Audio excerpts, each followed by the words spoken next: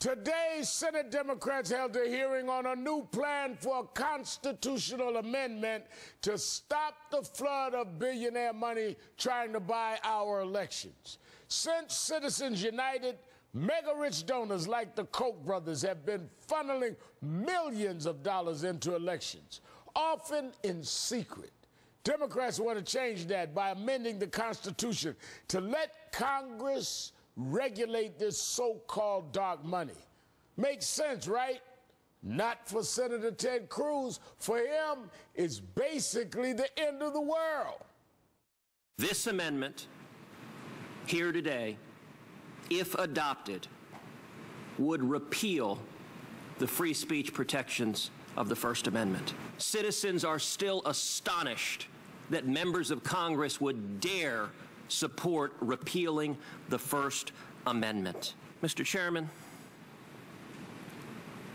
when did elected Democrats abandon the Bill of Rights? This amendment, if adopted, would give Congress the power to ban books and to ban movies. Repealing the First Amendment? Abandoning the Bill of Rights? What's he talking about? The GOP's argument makes no sense unless you buy the idea that money is the same as free speech, which means that people like the Koch brothers simply have more speech than the rest of us. It's not fair. And a new film looks at what it's doing to our democracy. Joining me now are the filmmakers behind Citizen Koch, Carl Deal and Tia Lesson. Thank you both for being here tonight. Thanks so much for having us. 2011, you guys went to Wisconsin, and you went to cover the recall of Governor Scott Walker. But what you uncovered was the influence of the Koch-backed group Americans for Prosperity. Now, here's a clip from the film. Hi, this is Jeremy. I'm a volunteer for Americans for Prosperity. Just wanted to let you know that Mayor Tom Barrett has raised taxes in Milwaukee every year but once since he became mayor. Thank you very much for your time. I urge you to go to Americans for Prosperity. Do you think in the post-Citizens United world you have more freedom to do what you have? It doesn't impact us at all. We don't do election advocacy. Really? Again, Citizens United impacts Americans for Prosperity in no way, shape, or form. This is not election advocacy? What about your corporate funders? Isn't AFP just another way for them to get money into elections? Well, we don't discuss our funding, but we're, we don't discuss our funding. I mean, how can they say with a straight face they don't do election advocacy when, I mean, you've got them on film talking about the Barrett, the candidate there. I mean, how can they say this? I know they're talking about a political candidate in the days before an election. Right. Look, we saw that. We didn't really expect to bump into Americans for Prosperity or the Kochs in Wisconsin when we went there. You know, they sort of inserted themselves in the story that we were covering. We wanted to see what it looked like, what kind of impact Citizens United was going to be having at the state level. That's what drew us into Wisconsin.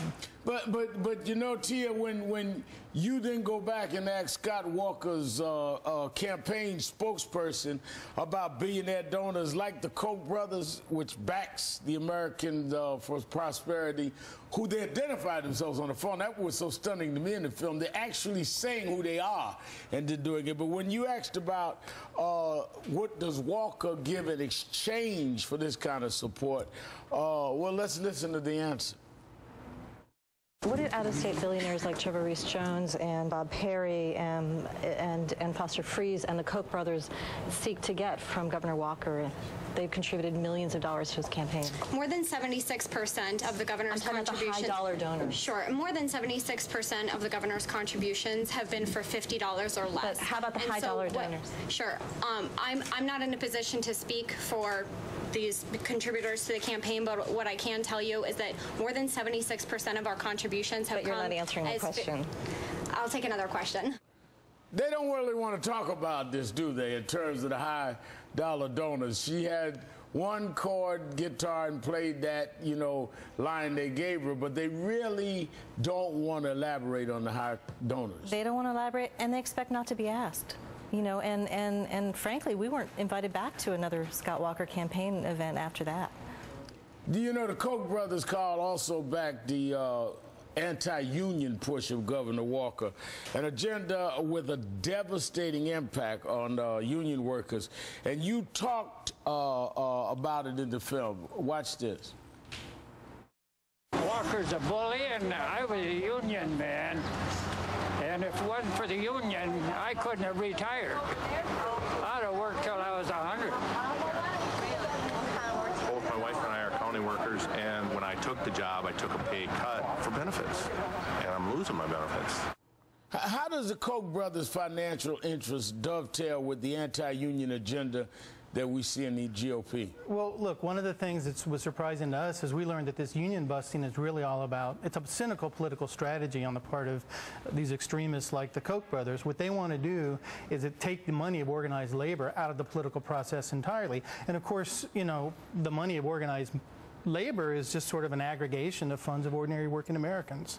And like you guys were saying, they want to spend their money as much as they can, as much as people will permit, without anybody knowing what they're doing. And that's the real concern, Tia, aside from parties, is having billionaires on one side with no counterbalance, and they knock out any kind of counterbalance.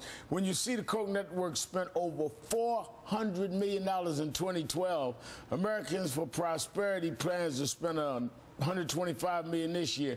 I mean, do most Americans really realize the secret money that's being funneled into right-wing causes and candidates, in your opinion? I think, you know, the right wing tries to hide it, and corporate interests try to hide it, you know, because they know that would not be popular. This is the money of the wealthiest drowning out the rest of us. Interesting film. Carl Deal and Tia Lesson, congratulations on the film, and thank you so much for your time.